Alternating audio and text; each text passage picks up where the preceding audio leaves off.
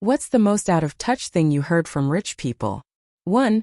Back when I was in my early 20s, my beat-up old car broke down in my job's parking lot when I was about to drive home.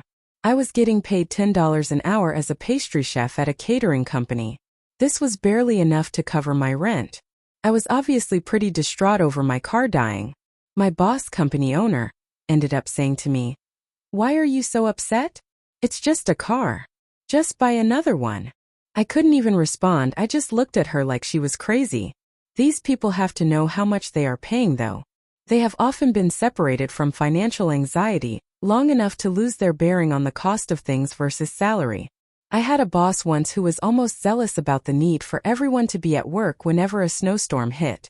He kind of saw it as the key battle in a war over productivity.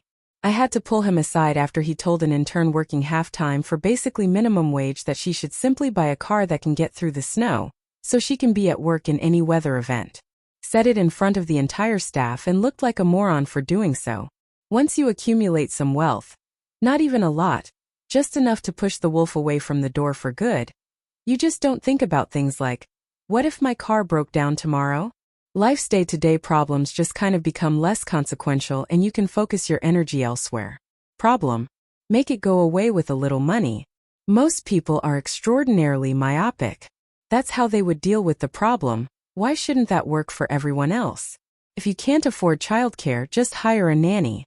We love ours. 3. Being told by a guy who has not worked a day in his life and living off of inherited money that poor people are poor because they don't invest their money right.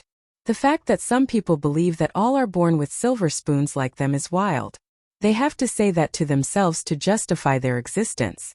If they faced reality, they would be living with existential dread 24/7. Some people sort of go through life in denial, kind of like being a little bit drunk all the time. Can't enjoy yourself thinking about how bad some people have it. Like we all do to some extent, but rich people do it really well and have lots more rationales than you or I do. 4. It's just so easy to just drop $1,000 at Target, you know? My Starbucks coworker in Calabasas, Kardashian land, after he spent $983 on toys for his 4-year-old nephew's birthday.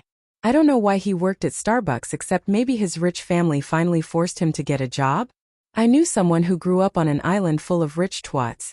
He refuses to visit it even though his wife really wanted to, who were all working part-time at coffee shops or the moral equivalent because it was the bare minimum to satisfy the terms of their trust funds. 5. Some jagoff in Congress, and this was before the pandemic, thought that our average salary was $100,000 per year. 6. I occasionally drive minibuses for a private school in the UK.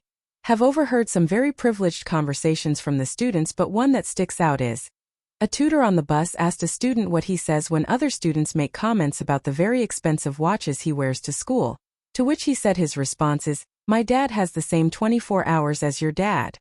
He then proceeded to go on about how his dad inherited a massive entertainment chain and various hugely successful companies from his grandfather. Reminds me of all those MLMs in the 2010s sharing, "You have the same hours in the day as Beyoncé on Instagram."